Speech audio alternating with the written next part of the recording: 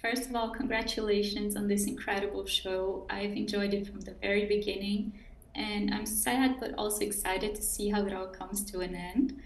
But before we talk about Servant, I wanted to say that The Sixth Sense was the very first horror movie I watched as a kid, and it absolutely scarred me for life, so thank you for that. Um, what movie had a lasting impact on you as a child? I mean, The Exorcist was definitely the movie that I wasn't allowed to see that in the movie theaters, but it was one that was on HBO, and HBO was very early on at that time, and in our house, which is a very conservative Indian house, I wasn't allowed to see anything that was above PG, and they let me watch that for some reason. And I was traumatized for a month. I couldn't sleep. I had to sleep with my parents for a month after I saw that. So to this day, that's the most affected I have been. I mean, I thought that was absolutely real what was happening. Yeah, I still believe there are like dead people I can't see around me, so There you go. There you go. Sorry about that, by the way. Sorry. it's fine. Speaking of children, your daughter is also a director on Servant. What was it like to work with her on this project, and what did you learn from her? That's such a great question. That second part of it is such a great question.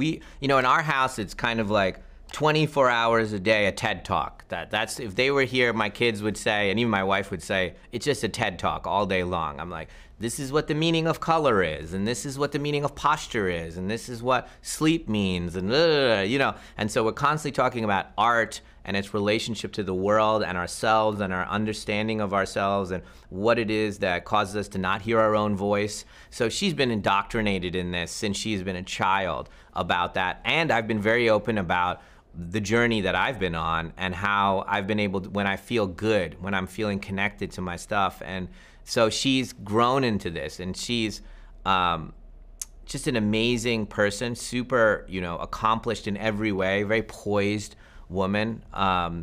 She was 21 when she directed the first episode in season 2, so she just turned 23.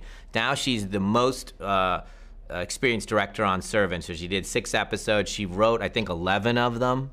So she is a total beast. You could just throw everything at her. And she did the finales and part of the finales of 3 of the 4 seasons. So she went for the really hard episodes, and everyone relies on her. Everyone on the show, Apple, everyone relies on her. So I'm super proud of her. What I learned from her is, and all the other filmmakers, is the beauty of everyone. I tell everyone, don't copy me. That's not why I hired you. Don't copy me.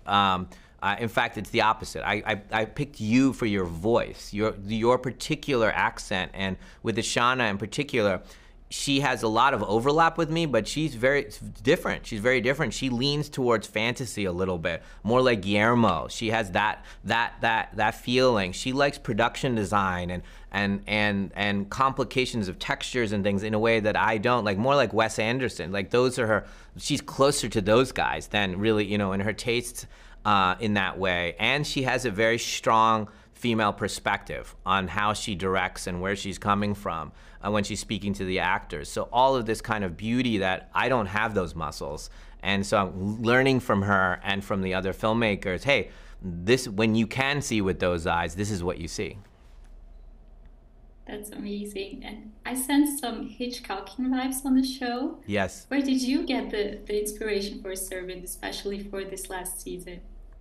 Oh, wow. I would say, there's always kind of a genre inspirations for the show, kind of like, okay, like, for example, like in season 3, there was an episode that I was very inspired by, a movie called Ministry of Fear, which like the opening of that movie takes place at a fair. So I was like, okay, we'll have a street fair, and weird things are happening at the street fair. The people working there, they're kind of bigger than life, but then they're not, there's something sinister going on. So there's always an episode that's inspired by another one. The first episode that you watch, Clearly the Birds, was one of the kind of inspirations for that. When I was thinking of that episode, I said, it's all gonna take place in the car outside the house, and she can't get out of the car, And so that was kind of like, I could see kind of this kind of contained homage to that movie. And so each episode has a little bit of a kind of inspiration from the genre. Thank you so much. They're wrapping me up because I am so excited to watch the end. I can't wait for you to Bye. see the remaining 7.